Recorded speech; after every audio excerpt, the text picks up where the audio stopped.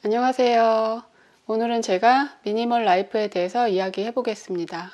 제 채널이 마음공부 채널인데요. 마음공부하고 미니멀하고 관련이 많거든요. 그래서 이 주제를 한번 다뤄보려고 합니다. 제가 미니멀 라이프를 하게 된 것은 3년이 넘었고요. 그동안 미니멀 라이프를 통해서 많은 변화가 있었어요.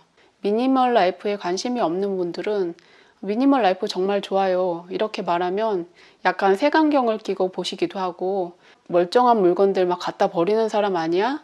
그러고서 또 좋은 걸로 사들이지, 그런 말을 하는 분들도 있는데요. 전 세계적으로 이렇게 미니멀 라이프가 붐이 일어난 것은 다 이유가 있거든요. 그쪽에 관심이 없는 분이라도 한번 마음을 열고 들여다볼 필요가 있다고 생각을 합니다. 이건 제가 인터넷에서 본 내용인데요. 물건을 버리지 못하는 사람들이 말하는 대표적인 4가지 변명이 있습니다.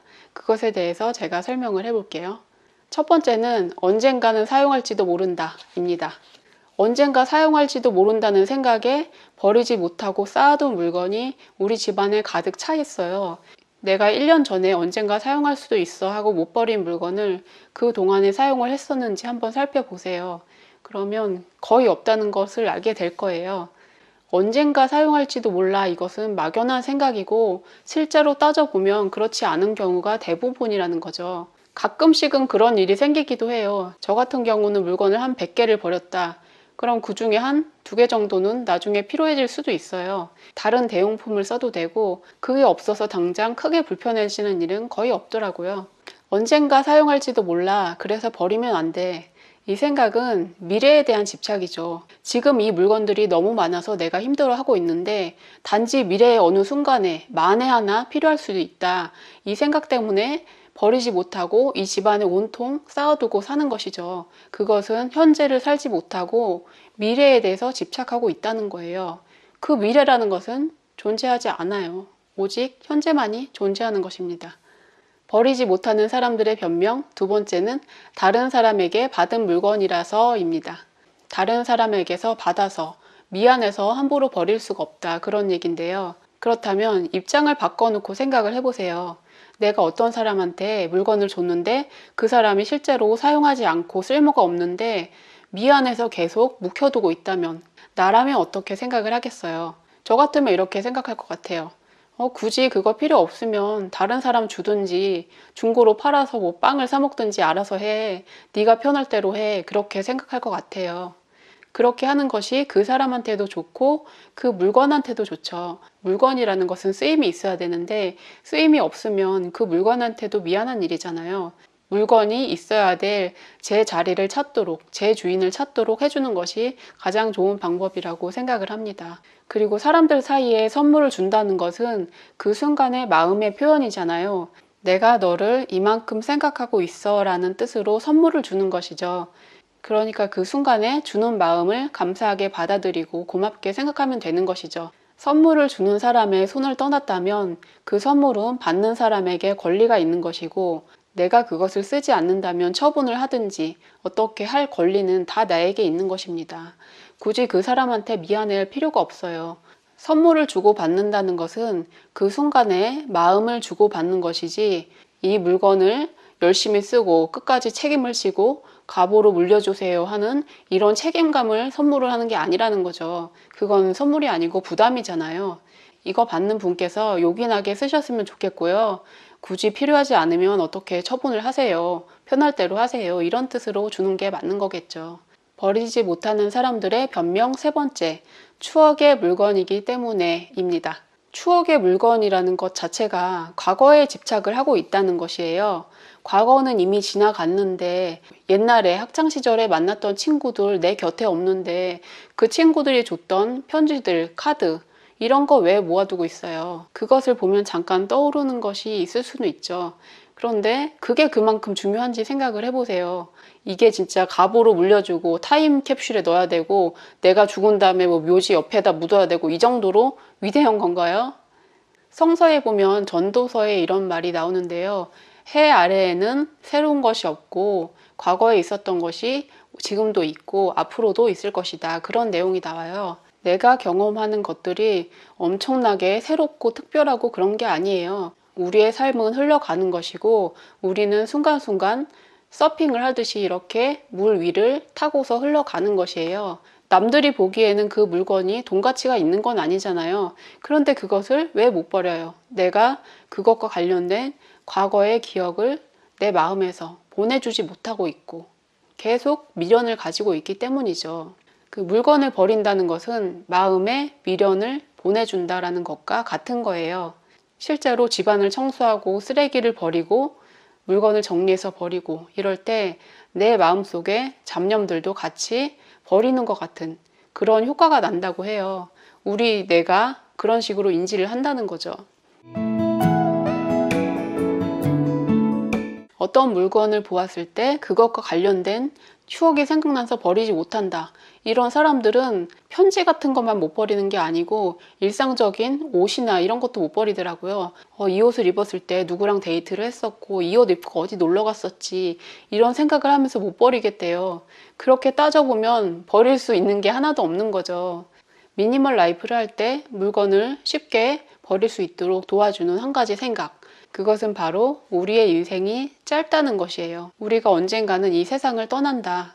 그렇다면 정말 중요한 것이 무엇인가? 그 생각을 하면 웬만한 것은 다 내려놓을 수가 있게 되는 거예요. 버리지 못하는 사람들의 변명 네 번째, 이거 살 때는 정말 비싸게 주고 샀는데 비싸게 주고 산 거라서 못 버리겠다. 이것은 돈에 대한 집착이에요. 지금 내가 편안하게 살고 싶다. 지금 나 이건 별로 필요하지 않다. 이런 나의 선택, 나의 삶을 중시하는 것이 아니고 옛날에 비싸게 샀으니까 억지로 모셔놔야 돼. 억지로라도 써야 돼. 이런 생각을 하는 거죠. 그것은 나보다 돈이 가치가 있다고 생각을 하는 거예요. 미니멀 라이프에 대해서 오해를 하는 분들은 미니멀 라이프 하는 사람들이 낭비를 한다고 생각할 수가 있어요. 저것들 다 돈 주고 산 물건인데 왜 멀쩡한 걸 버리냐.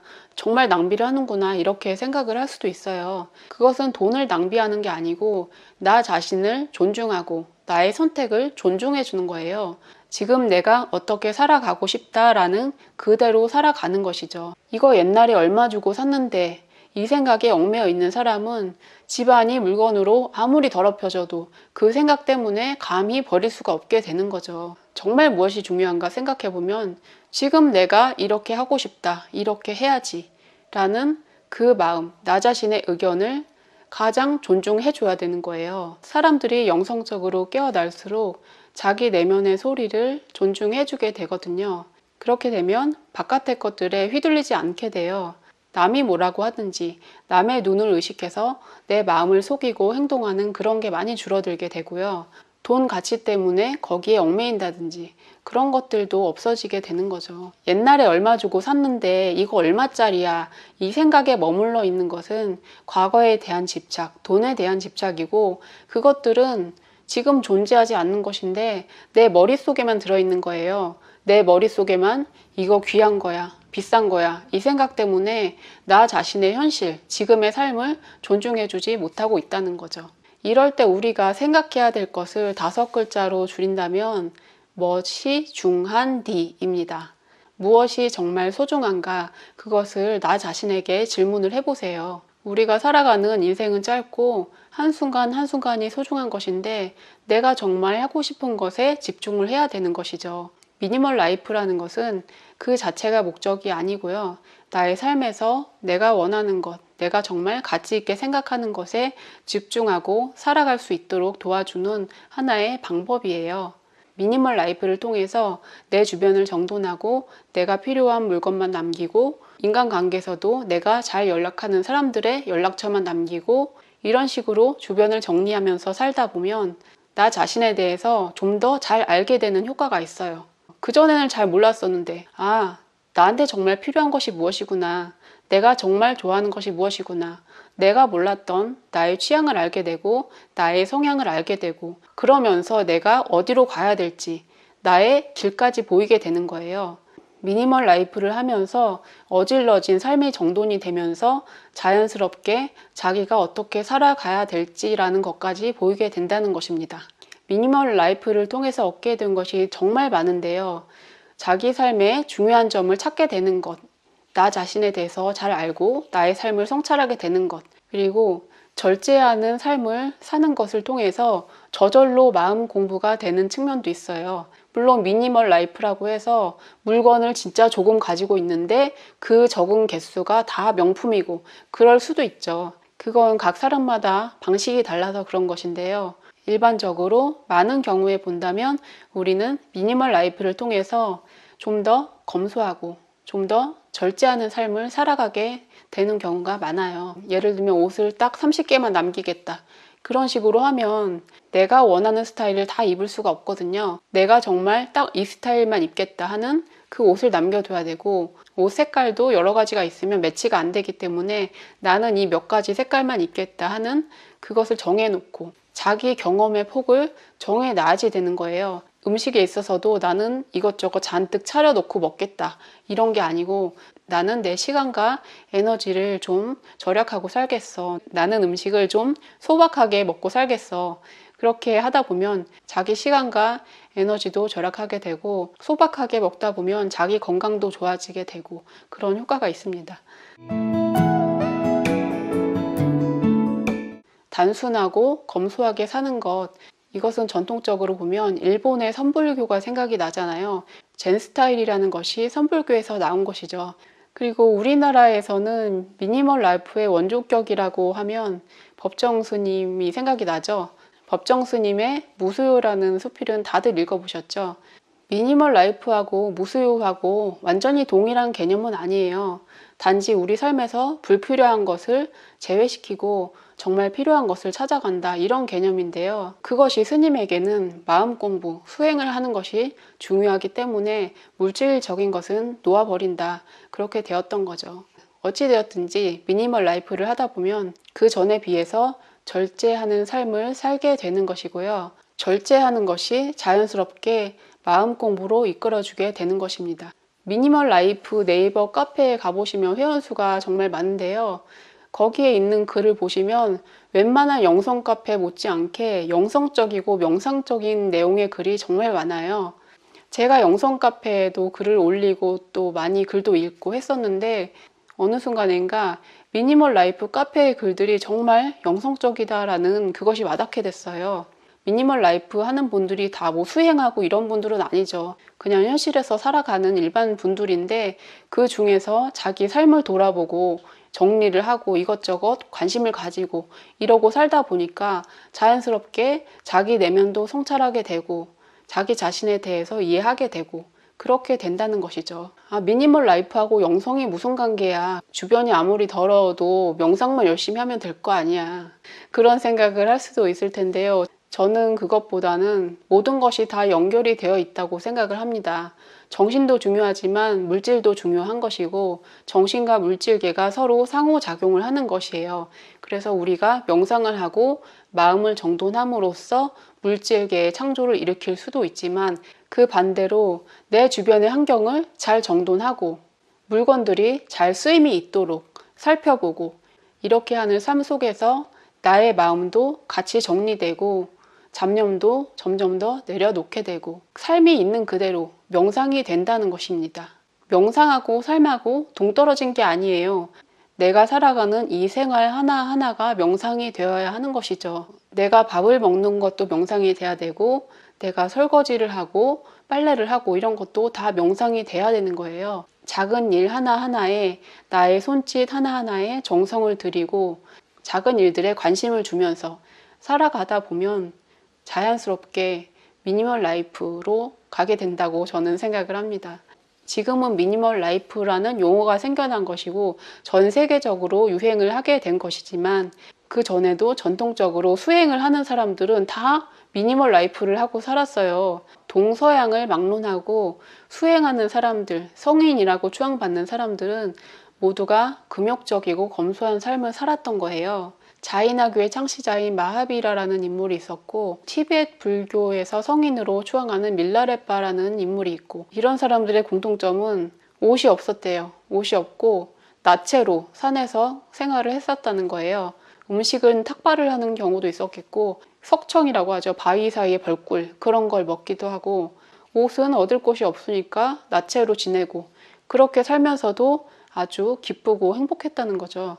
밀라레빠의 10만송이라는 책이 있는데요. 밀라레빠가 쓴 장편시예요. 거기에 보면 그런 내용이 나오는데, 이 몸은 옷도 없고 비록 나체로 지내고 그렇지만 나의 마음속은 정말 환희로 넘친다. 그런 내용이 그 시에 나와 있어요. 수행자 이야기를 하니까 너무 금욕적인 쪽으로 생각할 수도 있는데요. 그것은 자기 취향에 따라서 알아서 하시면 되겠고요. 일단은 미니멀 라이프에 관심을 가지고 주변을 살펴보고 나에게 필요한 물건을 남겨놓고 정리하는 것 자체부터가 나의 삶을 정리하고 나의 마음의 잡념을 정리해내는 그 시작이 된다는 것입니다. 지금 우울하다, 무기력하다, 불안하다. 일단 청소를 해보시고 정리정돈을 해보시고 안 쓰는 물건을 정리해서 좀 처분을 해보시고 그것만으로도 마음의 여러 가지 문제들이 풀려나는 그런 효과가 있다고 저는 생각을 합니다. 제가 유튜브에서 미니멀 라이프 채널을 하고 싶었는데 이 마음 공부 채널이 더 중요하다고 생각했기 때문에 이 부분을 먼저 하게 된 것이고요. 제가 좀 더 여유가 되면 미니멀 라이프에 대해서도 다양한 활동을 하고 싶은 생각이 있습니다. 오늘은 여기까지 하겠습니다. 제 영상이 도움이 되셨다면 좋아요, 구독, 댓글 남겨주세요. 오늘도 좋은 하루 보내시고 안녕히 계세요.